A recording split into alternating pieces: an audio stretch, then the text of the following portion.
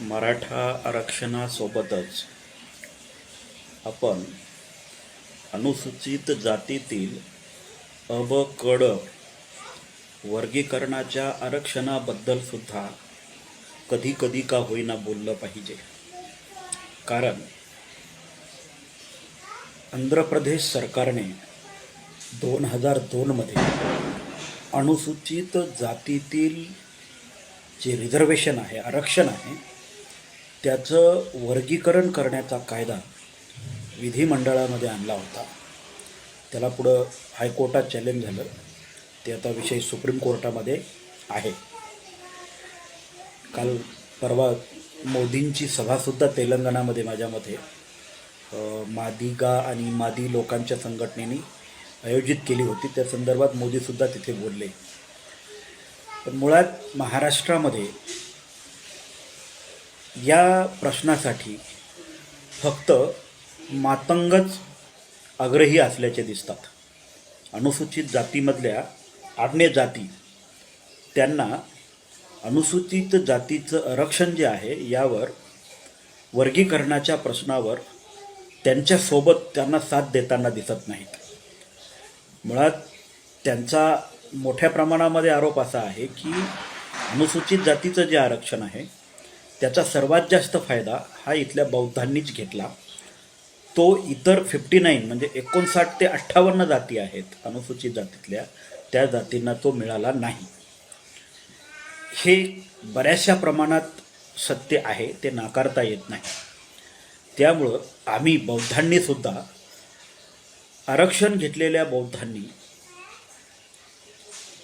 बऱ्याच प्रमाणामध्ये बऱ्याच मोठ्या चुका केलेल्या आहेत.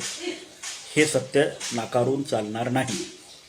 पण सध्या अनुसूचित जातीच्या आरक्षणामध्ये वर्गीकरण करण्याची जी मागणी जोर धरत आहे, खरं तर ही मागणी वास्तवावर आधारित आहे आणि त्याचं समर्थनसुद्धा होणे काळाची गरज आहे. आपण जसं इकडे मराठा आरक्षणाचं समर्थन करतो तसंच तिकडे अनुसूचित जातीच्या अ ब क ड वर्गीकरणाचं सुद्धा समर्थन होणं काळाची गरज आहे. कारण ज्या जाती बाबासाहेब आंबेडकरांनी फक्त अनुसूचित जातीसाठी आरक्षण, अनुसूचित जातीचं आरक्षण याच्यासाठी दिलं नाही की त्याच्यातल्या एकाच जातीने त्याचा फायदा घ्यावा आणि बाकीच्यांनी त्या आरक्षणापासून लांब राहावं, फक्त नामधारी राहावं, अशी बाबासाहेब आंबेडकरांची आरक्षणाबद्दलची संकल्पना मुळातच नव्हती. आणि आता आमची ती संकल्पना मुळातच नाही. आज ज्या पद्धतीनं मराठा प्रस्थापित वर्तीस विस्थापित असा जो संघर्ष चालू झालेला आहे, असाच संघर्ष येत्या काळामध्ये बौद्धांमध्ये सुद्धा प्रस्थापित आणि विस्थापित हा संघर्ष सुरू होणार आहे. कारण याचं जे मूळ कारण असणार आहे ही आर्थिक विषमता असणार आहे. आरक्षणामुळे जो वर्ग आर्थिक सधन झाला तो वर्ग आरक्षणाचा लाभ सोडायलाच तयार नाही. आणि ज्या वर्गाला आत्तापर्यंत आरक्षण मिळालंच नाही तो आरक्षणापर्यंत जाण्यासाठी त्याच्यासाठी मार्गच ठेवले नाहीत त्यांनी. त्याचं कारण असं झालं आहे की एका घरामध्ये 3-3, 4-4, 5-5 गव्हर्नमेंट सर्वंट आहेत आणि एका घरामध्ये एकही नाही. म्हणजे हीच परिस्थिती, ही परिस्थिती बौद्धांमध्ये सुद्धा आहे, ती मातंगांमध्येच नाही. त्याच्यामुळं अनुसूचित जातीचं जे आरक्षण आहे त्याचं अ ब क ड असं वर्गीकरण झालंच पाहिजे.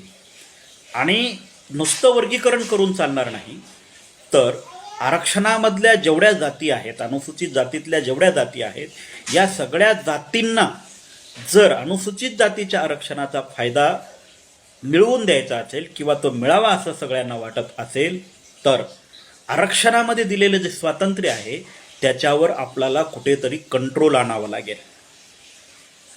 ते कंट्रोल कसं, तर आरक्षणाचा फायदा एकाच जातीतल्या किंवा एकाच घरातल्या एकाच व्यक्तीने, एका पिढीला एकाच व्यक्तीने त्याचा फायदा घेतला पाहिजे आणि त्या व्यक्तीने त्या पिढीतल्या त्याच्या अन्य कुटुंबाला जे आहे ते सुधारण्यासाठी काम केलं पाहिजे. एकाच घरामध्ये 3-3, 4-4 लोकांनी आरक्षण घ्यायचं आणि बाकी दुसऱ्या घरच्या व्यक्तींनी किंवा समाजातल्याच दुसऱ्या व्यक्तींनी त्याच्यापर्यंत त्याचा लवलेसही जाऊ द्यायचा नाही. ह्या गोष्टींवर कुठंतरी प्रतिबंध आणता आला पाहिजे. काही लोक म्हणतील की आम्ही आमच्या कर्तृत्वावर जातो. तुम्ही तुमच्या कर्तृत्वावर आरक्षण न घेता जाऊन दाखवा. तुम्ही तुमच्या कर्तृत्वावर आरक्षण न घेता जाऊन दाखवा. तुम्हाला आरक्षण आहे म्हणून तुम्ही कर्तृत्वाची भाषा करता. तुम्हाला तुमच्या अगोदरच्या तुमच्या भावाने, बापाने, तुमच्या नातेवाईकाने कोणीतरी आरक्षणाचा फायदा घेतलेला आहे म्हणून तुम्हाला त्यातून संधी उपलब्ध होते आणि त्या संधीच्या जीवावर तुम्ही बोलता. तुमच्या कर्तृत्वाच्या जीवावर तुम्ही बोलत नाही. हाच मेन मुद्दा क वर्गीकरणाचा आहे. आज मातंग समुदायाने महाराष्ट्रातून मांगांनी तो विषय उचलून धरलेला आहे. त्यांना अन्य ज्या जाती आहेत अनुसूचित जातीतल्या त्या जातींनी पण सपोर्ट करणं काळाची गरज आहे. क वर्गीकरण म्हणजे फार मोठा अनुसूचित जातीच्या आरक्षणावर आघात आहे असं नाही, तर ज्या लोकांचा आरक्षण देऊन सुद्धा विकास झाला नाही त्यांना त्यांचा विकास हवा आहे म्हणून ते कडची मागणी करत आहेत. दुःख याचं एवढंच आहे की हे कडची मागणी करणारे जास्तीत जास्त कॉम्रेड प्रणित चेले आहेत. आमचं असं म्हणणं आहे की मातंगांमधल्या कॉम्रेड विरहित लोकांनी समोर यावं. कॉम्रेड ही आपली विचारधारा असू शकत नाही. कम्युनिस्टांनी आपल्याला आतापर्यंत कधीही न्याय दिला नाही. आंबेडकरांनी आपल्याला न्याय दिलेला आहे. आंबेडकरांच्या भूमिकेत राहूनच, बाबासाहेब आंबेडकरांच्या भूमिकेत राहूनच आपण अनुसूचित जातीच्या वर्गीकरणाचा प्रश्न सोडवू शकतो आणि अनुसूचित जातीतल्या सगळ्या जातींना अनुसूचित जातीतलं जे आरक्षण आहे हे समान वाटप करून देऊन त्यांना समान संधी उपलब्ध करून देण्याचा कार्यक्रम आपण यशस्वी करू शकतो. कॉम्रेडांच्या नादी लागून हे अशक्य आहे. त्यामुळे अनुसूचित जातीमध्ये जी वर्गीकरणाची मागणी चाललेली आहे ही मागणी योग्यच आहे आणि ती मागणी लवकरात लवकर देश पातळीवर येऊन त्यावर सरकारने निर्णय घेऊन अनुसूचित जातीतील जे रिझर्वेशन आहे त्याची समान वाटप करून सर्वांना समान संधी उपलब्ध करून देणे ही काळाची गरज आहे. एक बातमी नेक बातमी. M3 न्यूज नेटवर्क लाईक करा, सबस्क्राईब करा, शेअर करा.